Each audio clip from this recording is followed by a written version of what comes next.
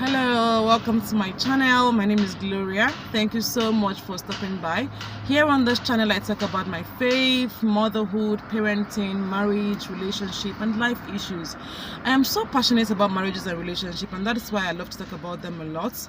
So in today's video I would like to talk about handling delay of conception in marriage, and this topic actually was inspired by a random gist I heard at the office a couple of days back. So there was this testimony that was told about a woman who, after waiting for about 25 years guys, she got blessed with her own children, and she was blessed with a set of twins. Now when I heard this story I could relate 100% because when I first got married, I had my own waiting period. I had my own delay. I did not get pregnant immediately, so I waited for a couple of years. And so I can relate to what this woman's experiences would have been so far. Alright?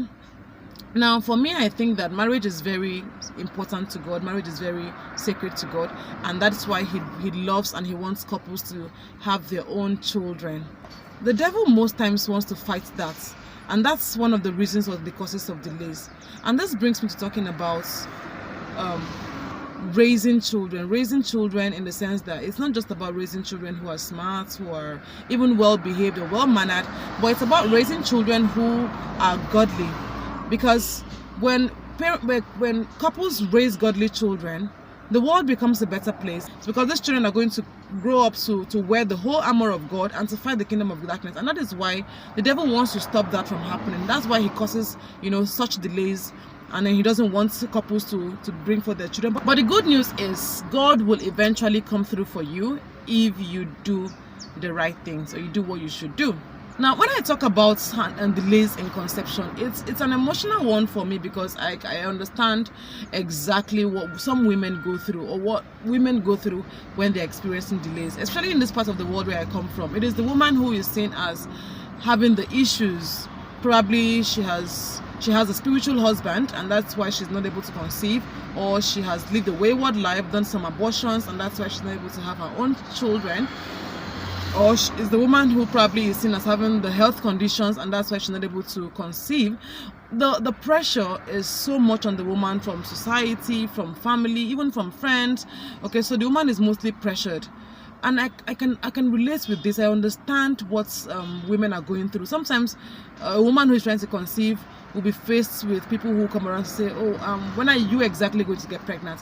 Now, it is not in the place of this woman to make herself pregnant, for crying out loud.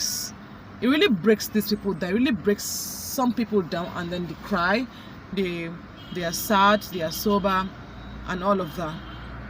Now, even in the Bible, there are women who waited. Hannah waited before she was blessed with Samuel. Elizabeth waited before she was blessed with John the Baptist. Sarah waited before she was blessed with Isaac. So when you're faced with such challenges, know that when you remain in a place of prayer and you seek God's face, God is going to come through for you, and you will get your own testimonies at the end of the day. Now, praying scripturally and reminding God of His words is very important. He says, none shall be barren in the land. He says, children are a gift from the Lord, the fruit of the womb is a reward. That's the word of God. The word of God, the word of God is so alive. It's so active. Okay? The word of God has come to be. So when you proclaim it, when you claim it unto yourself, when you personalize it and you own it and you pray with it, it's going to work for you. It's going to be for you. All right. So you don't want to leave the place of prayer when you are experiencing this delay. You want to also seek medical attention. You may want to visit a gynecologist, get tested, get examined. You and your spouse, be sure that you don't have any medical condition. Sometimes it could be a mild medical condition that is even treatable. So you may want to be sure you're medically fit. Another thing you don't want to do is to get anxious. Anxiety has been proven to be one of the causes of temporary barrenness.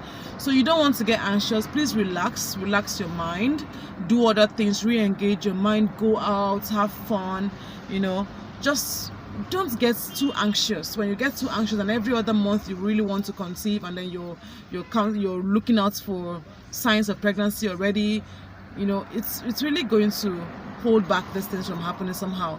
All right, so you don't want to get anxious. Please do not get pressure. Do not allow pressure get to you. The pressure may come from family, from friends. Some will come and ask you, when are you going to exactly get pregnant? Oh, you look pregnant today. Oh, are you pregnant already? Okay, so such things, should not, make you get pressured. So you may also want to check that you're ovulating. So do an ovulation test within your circle. Be sure that you're ovulating so that you can know particularly when to try the most. Please, I would advise that couples who are trying to conceive should not live apart. So you're trying to conceive and you don't want to stay apart from your partner.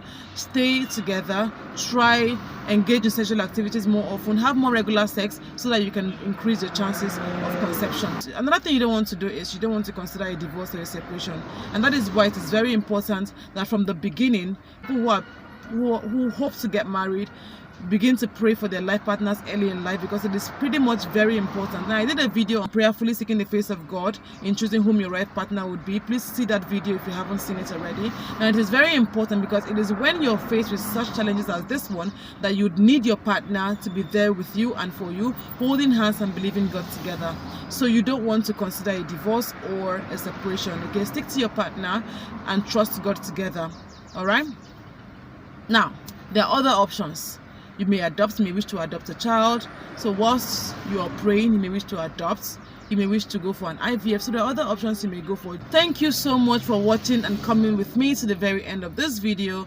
Please like, please give me a thumbs up, please subscribe. Thank you and have a great day.